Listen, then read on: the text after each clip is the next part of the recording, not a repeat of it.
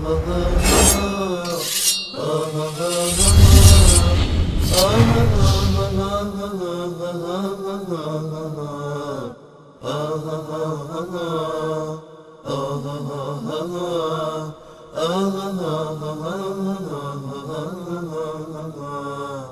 از اینایی که دوای تاریخ 2500 ساله و فرهنگ و تمدن و نمیدونم اخلاق و ایرانیت و آریانیت و اینا دارن، فقط یه خواهش دارم از این ملت تاجیکستان ادب و اخلاق رو یاد بگیرن. 8 میلیون هستن ها، خیلی هم کوچیک، نصف جمعیت تهران.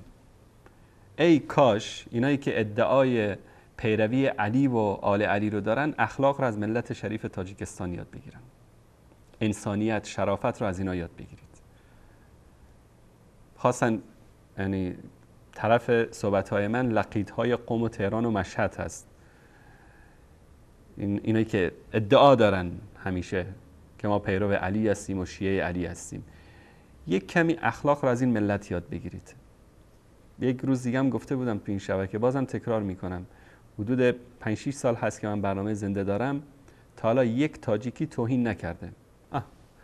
نماینده آیت الله قزوینی، علی شریفی، آیت الله حسینی، دکتر حسینی قزوینی، مدیر شبکه ولایت، استاد حوزه دانشگاه، رفته این انسان بد اخلاق بی تربیت رو به عنوان نماینده رسمی خودش انتخاب کرده که با ما مناظره بکنه. شما تصور بکنید کسی که نمایندش این باشه، خودش وضعش چطور خواهد بود تو خونه، تو داخل کلاس های درس. حالا که تصویری که از خودشون ارائه میدن در شبکه غیر از اون چیزی هست که در پیش زن و بچه هاشون دارن. ایشون که نماینده یک مرجع باشه، نماینده مدیر یک شبکه‌ای باشه، یک رسانه‌ای باشه، این اخلاق و ادب و تربیتش باشه. یا این 15-16 نفری که نخبه های بسیج و سپاه رو جمع کردن که در تهران دفتر بهشون دادن که تلفن بزنن به این شبکه‌ها و اخلال بکنن، فحش بدن، توهین بکنن، برنامه رو مسیرش رو عوض بکنن.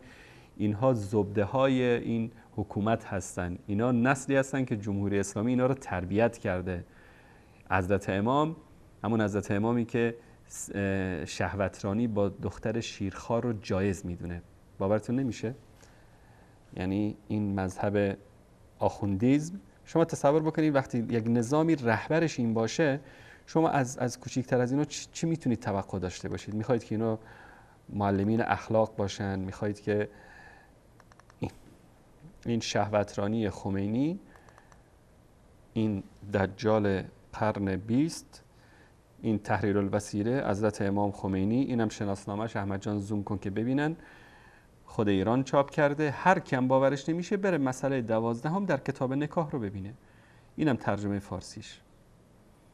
میگه نزدیکی با زوجه قبل از تمام شدن 9 سال جایز نیست، نکاحش دائمی باشد یا منقطع، و اما سایر لذت ها مانند لمس نمودن با شهوت و بغل گرفتن و تفخیذ حتی در شیرخوار هم اشکال. این تفخیذ رو حتی این مترجم نتونسته ترجمه بکنه، یعنی طفل شیرخوار را در بین رانهای خودش قرار بدهد. ترجمهش این میشه، میگه حتی با طفل شیرخوار، شما رو به خدا، اینهایی که در مدرسه خمینی بزرگ شده باشن، بنیانگذار جمهوری اسلامی، چی میخواید توقع ازشون داشته باشید؟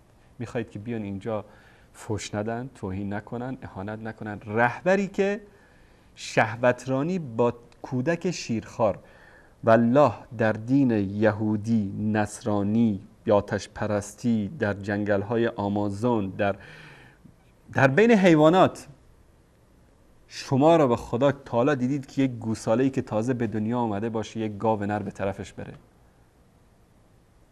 یعنی در بین حیوانات، در بین مار و اژدها و گوریلا و میمون و یعنی قبیح ترین حیوانها رو در بین اینها ببینید، شهوترانی با یک حیوانی که تازه به دنیا آمده باشه وجود نداره الا در مذهب خمینی.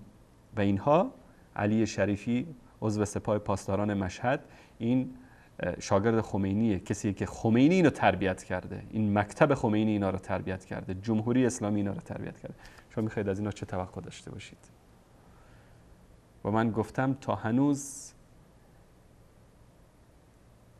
در بین اینها، چون موضوع گفتگوهای ما که اینها این همه سوختن و به خاطرش ای دارن فوش میدن توهین میکنن، قضیه دروغی است که قزوینی در مورد امام بخاری گفته که شمس الدین ذهبی ایشون رو ثقه نمیدونه و ضعیف میدونه. من میگم که تا هنوز در بین مذهب شیعه اثناعشری مردی به دنیا نیامده که از این دروغ قزوینی بتونه دفاع بکنه.